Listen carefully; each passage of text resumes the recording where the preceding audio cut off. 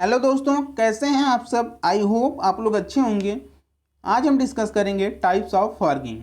तो सबसे पहले हम जान लेते हैं कि फॉर्गिंग क्या होता है। तो फॉर्गिंग का मतलब होता है किसी पार्ट को या किसी वर्कपीस को हीट करना, जिसके ऊपर हमें फॉर्गिंग प्रोसेस करनी है।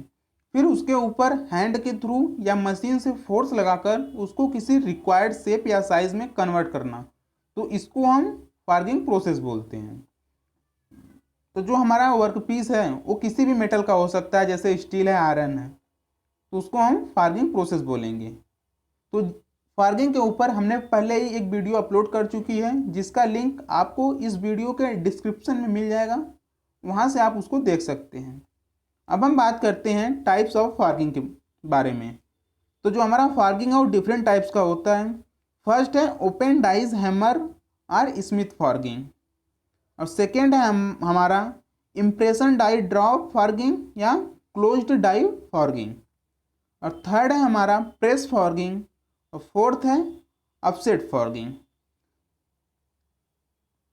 तो हमारा जो फॉर्गिंग है उसके दो मेजर टाइप्स होते हैं। एक होता है हार्ड फॉर्गिंग और दूसरा है कोल्ड फॉर्गिंग। जो हार्ड फॉर्गिंग होता है उसमें हमारा जो वर्कपीस है, जो मेटल है, उसको हम कुछ टेम्परेचर पर गर्म करने के बाद उसको हम यूज़ करते हैं। और जो हमारा कोल्ड फॉर्गिंग है उसमें हमारा जो मेटल है या वर्कपीस है उसको हम रूम टेम्परेचर पर ही उस पर प्रेस करके या फोर्स लगाकर उसके शेप को कन्वर्ट करते हैं। तो अब हम बात करते हैं सबसे पहले ओपन डाइज हैमर और स्मिथ फॉर्गिंग। तो इसमें क्या होता है, जो हमारा मेटल है उसके सबसे पहले हम उसको गर्म करेंगे वर्कपीस को। उसके बाद हम उसको क्या करेंगे, जो हमारा एनविल होता है उसके ऊपर हम उसको रखेंगे, और उसके बाद हैमर का यूज़ करके हैंड के थ्रू ही हम उसके शेप को या जैसा हमें शेप या साइज चाहिए उसमें हम उसको कन्वर्ट करेंगे। तो इसके लिए हम किसी मशीन का यूज़ नहीं करते हैं, तो इसको हम स्मिथ फार्गिंग बोलेंगे। तो नाउ ये days we use this type of forging process. तो आजकल हम इस तरह के ही फार्गिंग प्रोसेस का ज़्यादातर यूज़ करते हैं। This is very conventional type of process.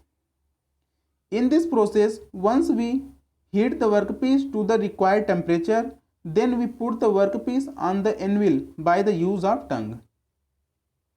तो हमारा जो स्मिथ फॉर्गिंग है, इस प्रोसेस में हम क्या करते हैं, सबसे पहले जो हमारा वर्कपीस है उसको रिक्वायर्ड टेम्परेचर पर उसको गर्म करते हैं।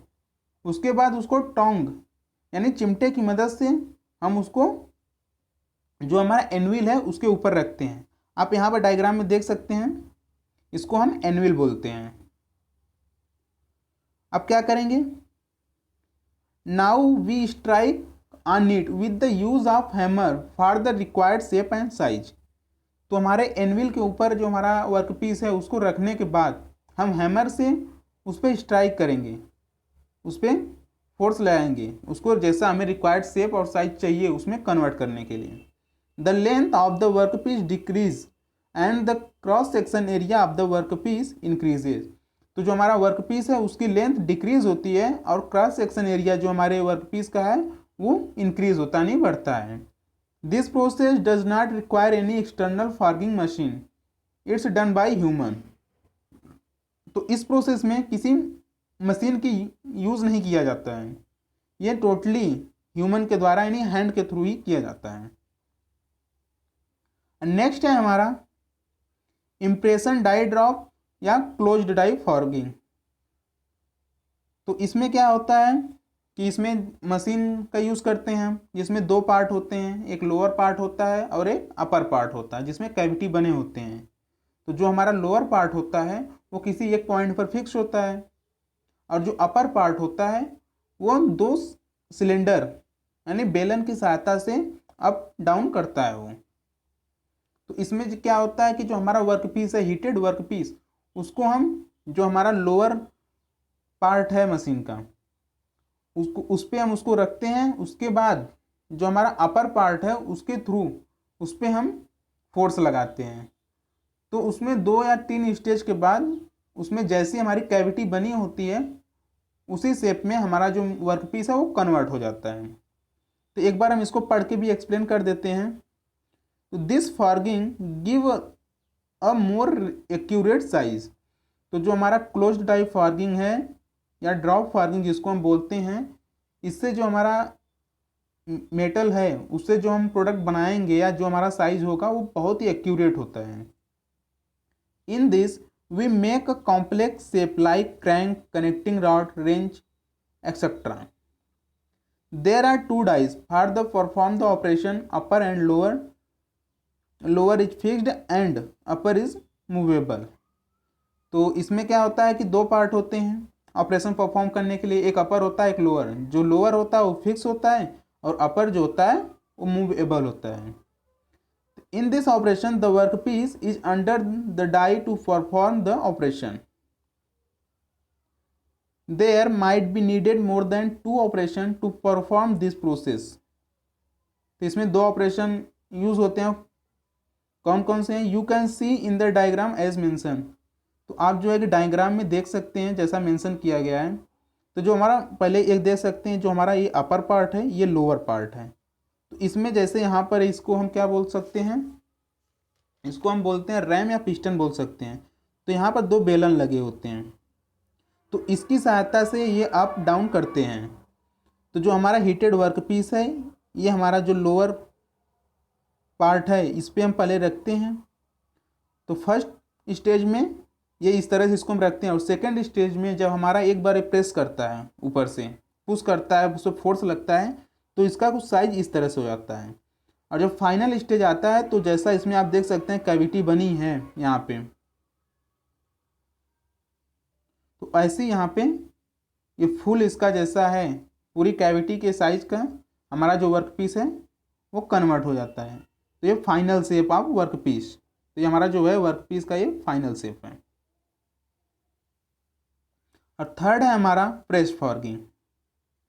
तो प्रेस फॉर्गिंग में क्या होता है, तो प्रेस फॉर्गिंग को समझने के लिए भी हम इसी डायग्राम को देखते हैं। तो जैसे इसमें क्या था, यहाँ पर रोलर लगे हुए थे, तो इसकी सहायता से अप डाउन करता था। लेकिन प्रेस फॉर्गिंग में यहाँ पर हाइड्रोलिक सिलेंडर होता है यहाँ पे, तो उसकी सहायता जिसमें हम फ्लूइड का यूज़ करते हैं, तो फ्लूइड की वजह से बहुत ही हाई प्रेशर क्रिएट होता है। और ये उसमें भी हमारा यहाँ पर लोअर पार्ट होता है, अपर पार्ट होता है, और लोअर पार्ट पर हम वर्क पीस को रखते हैं। तो उसमें हाई प्रेशर होने की वजह से ये एक ही बार में जब इसको प्रेस करता है हमारे वर्क पीस को, तो डायरेक्ट फाइनल स्टेज में आ जाता है। जैसा इसमें कैविटी बना होता है उसमें वो एक ही बार में प्रेस करने पर चेंज हो जाता है, क्योंकि उसमें बहुत ही ज़्यादा हाई प्रेशर होता है फ्लूइड की वजह से। तो क्या है, एक बार इसको हम पढ़ के एक्सप्लेन करते हैं। अब the press forging is faster than the other two operations because in this we provide continuous squeezing action.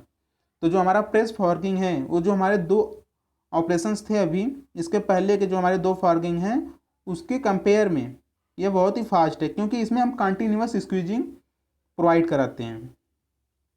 This is much faster than closed die because here only one squeeze is needed. तो ये जो है हमारा जो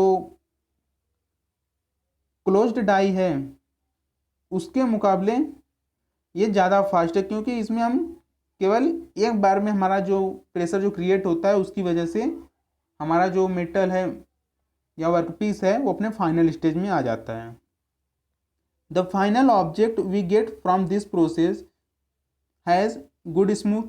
तो इस process से जो हमारा फाइनल प्रोडक्ट मिलता है तो स्मूथ होता है, close tolerance, and there is no such problems of alignment of die in this operation.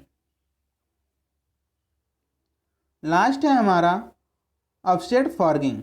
Offset फॉर्गिंग में क्या होता है, इसमें जैसे मान लीजिए इसका जो है मशीन का पार्ट कुछ इस तरह से होता है